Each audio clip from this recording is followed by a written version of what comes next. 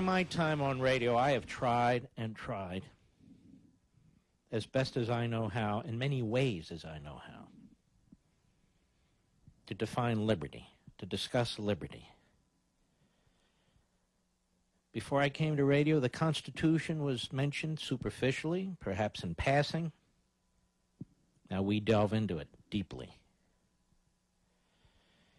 Even American history, sort of a hit-and-run approach. We spent a lot of time on American history. We've made the mundane, people think it's mundane, I hope interesting, even compelling, sometimes bracing. Because my hope is, and my hope remains, that by deep, substantive, thoughtful analysis and discussion, in addition to having a lot of fun, that we'll find a way forward. I know when I get behind this microphone, I see what's going on in this country. I see a country that has lost its way. Not the people so much, but the politicians, the bureaucrats, Hollywood, the media. That is, these so-called ruling professionals, the people who affect our culture. All of a sudden, every perversion is a civil right. Every complaint is racism. Every opportunity promotes inequality. We are a country destroying ourselves. And the vast majority of you in this audience, you resist this. You resist this intellectually. You resist this when you go and vote. The Constitution does not create the kind of government that we have in Washington, D.C. And this is a message I want to get across now to all the surrogates of George Bush on TV, of all the surrogates of the Republicans in name only on radio, all the people who run their little websites, think they're very clever. I want to explain a few things. As an example, we have a debt ceiling issue coming up. And you will hear, as I just heard John Boehner say on Fox, that he will not allow the country to default. Oh, the country's going to default. In part due to John Boehner. The country's going to default, in part due to the Republican Party. The country's going to default, in part due to George W. Bush. Clearly, heavily due to the Democrats. But no truly effective steps have been taken. None. To control what's coming. Why is raising the debt ceiling a moral obligation? But creating the massive debt in the first place is not a moral obligation to unravel. They say we need to pay our bills. That's what they say. But what about the creation of the bills in the first place? We're going to default on our debt. But we're going to default on our debt because they keep raising the debt ceiling without significantly and seriously controlling spending. We conservatives are under attack.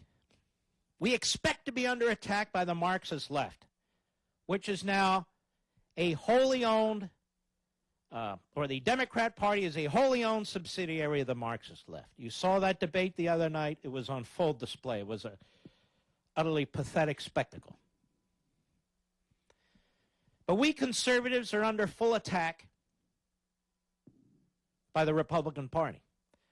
We are under full attack by the same Bush family that sought to derail Ronald Reagan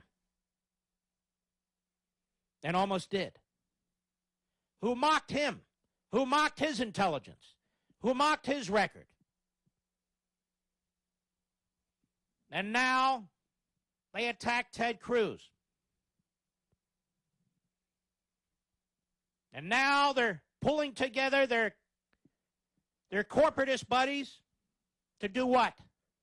To try and take down Trump. It appears that the Bush family thinks it owns the Republican Party. And in order to own the Republican Party, it must destroy and smother the only voices left within the Republican Party who truly believe in the Constitution and limited government. George Bush's domestic agenda, for the most part, was a disaster. But he received the support of conservatives because of 9/11, because the nation needed a rally, needed to take on the Islamo-Nazis. But when you look at George Bush's domestic record, and I wrote about it extensively in Liberty and Tyranny, it's worse than Richard Nixon's. Massively increasing the size of the bureaucracy. No defense of the United States Constitution. In fact, he signed McCain-Feingold. We talk about Obama's so-called stimulus program. Bush had several in the hundreds of billions of dollars. And TARP, where working Americans in this country were forced to subsidize corporatists who made bad decisions. Then, of course, there's the attack on American citizenry. Ladies and gentlemen, American citizenship is supposed to be precious. It's the greatest conference of rights on an individual who comes into this country. It's not supposed to be handed out like lollipops at a bank. American citizenship is being dumbed down. It's under attack. The Democrats do it because they want the votes. People who come here from the third world and are illiterate in their own language have no idea what we mean by separation of powers or limited government or anything else.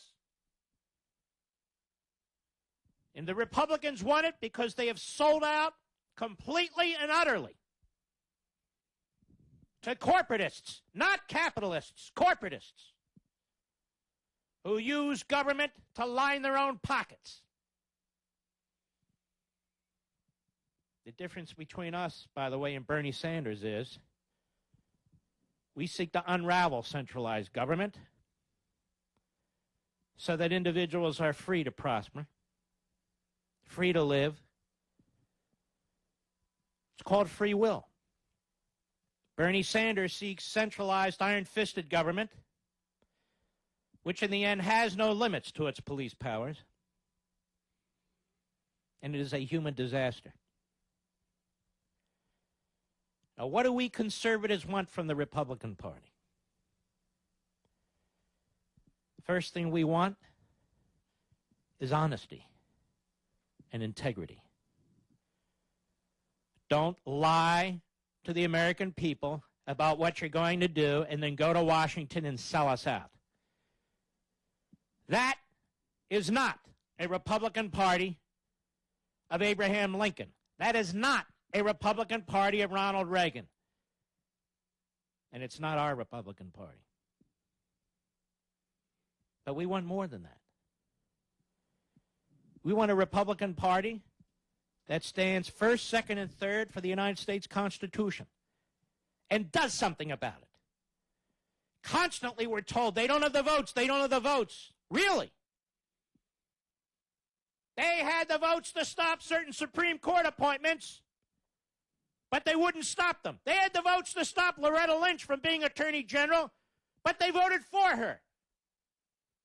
How is it that the Democrat minority in the United States Senate can stop whatever it wants to stop, but the Republican majority can't pass whatever it wants to pass? The answer is the filibuster rule. And what did Harry Reid do when he didn't think Obama was able to stuff enough leftists into the court system? He suspended the filibuster rule. What did Mitch McConnell do? He enforces it. So we can't win any votes. Harry Reid wins when he's in the majority. Harry Reid wins when he's in the minority. You understand what I'm saying, Britt? I think you do.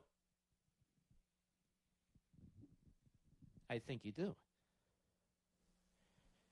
We expect the Republican Party to defend the Appointments Clause in the Constitution by voting the right way. Why would you put leftists in the court system? Why would you put leftists at top positions in the bureaucracy? And yet they do. Does that sound like a party that's worth supporting? George W. Bush says nothing about ISIS, says nothing about Iran, says nothing about Russia, says nothing about China, and unleashes a smear against Ted Cruz among Jeb Bush donors. A smear against Ted Cruz. In ways we've never heard George Bush talk before. He must do a lot of trash mouthing just behind scenes with friends. He'll kiss up to Bill Clinton. He'll kiss up to Hillary Clinton. But not Ted Cruz. Not a single nice word. Now, why is that? I'll tell you why. The same reason they tried to undermine Ronald Reagan. The Republican Party, this Bush family, other people of that sort, they're not conservatives. They believe in a big, ubiquitous federal government. And they can make deals with liberal Democrats. And they make deals with them all the time. But you and I, looking over the precipice and into the abyss, we see what's coming down the road, and we're saying enough with the deals. Bipartisanship in the name of insanity. Bipartisanship in the name of insanity is unacceptable. It's unacceptable. It's suicidal for a free nation. We see the evil that is the left. We see what Barack Obama has done to this country. We see what he's doing to the military. We see what he's doing on the border. We see what he's doing to local police forces. Now we see what he's doing in the prison system. More and more criminals being let out of prison. More on that next hour. We see that he's stacking the courts from one part of the country to the other. We see he's nationalizing neighborhoods through HUD. And we see much more. He destroyed our health care system. He destroyed the school lunch program. He destroyed NASA. And he'll destroy more. He's nothing but contempt for the Constitution of the United States. And yet, the Republicans have worked with this man for 6.5, going on 7 years. Worked with this man.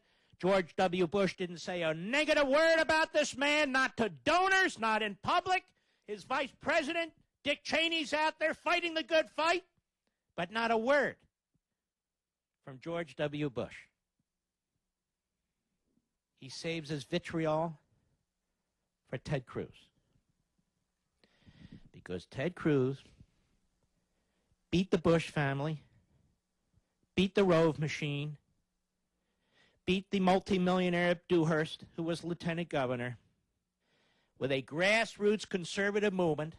He won the Republican nomination. He was elected to the Senate. He's in the Senate. He's standing on the Senate floor, and he sees nothing but a corrupt majority leader in Mitch McConnell who lied to the people in the Commonwealth of Kentucky to get reelected, goes to the Senate floor behind the scenes, in the shadows, whispering, cutting his deals, and screwing over those very people. And that's to be accepted.